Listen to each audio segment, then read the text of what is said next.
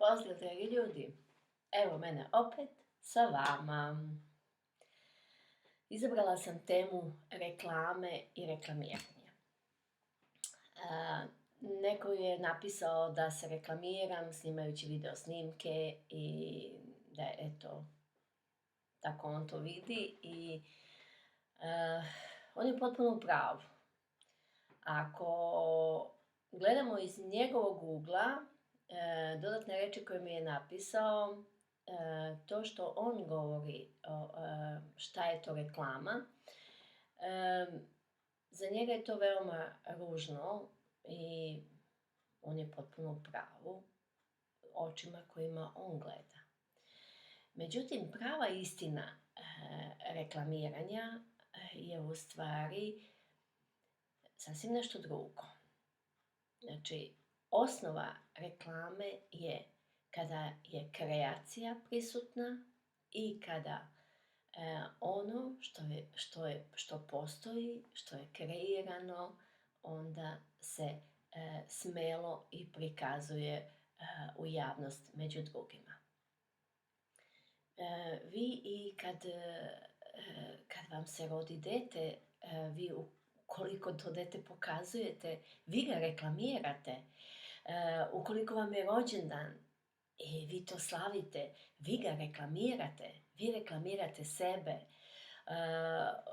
Ukoliko radite, idete na posao, do posla, vi se krećete, pokazujete, vi reklamirate sebe.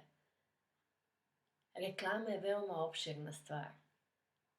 Ljudi samo zbog nekih svojih sujeta, svojih problema, svoje neke nemoći imaju problem sa sobom i onda im to smeta.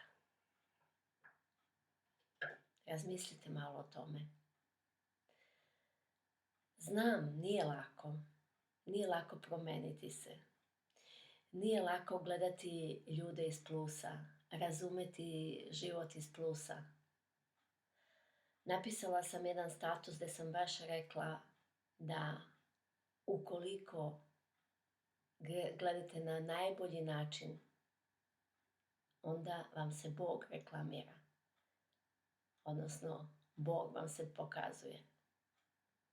Ja sam i tu čast imala. I to mi je otklonilo sve te nedoumice i sve te sumnje i smatranje da ukoliko neko kreira, nešto radi, a onda to treba meni da bude zlo. Zna se šta je zlo. Osoba sama to osjeća. I same misli o reklamiranju da je loše su isto zle misli.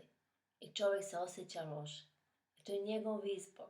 Dok drugi ljudi prihvataju drugačije i živi se sasvim slobodno sa time.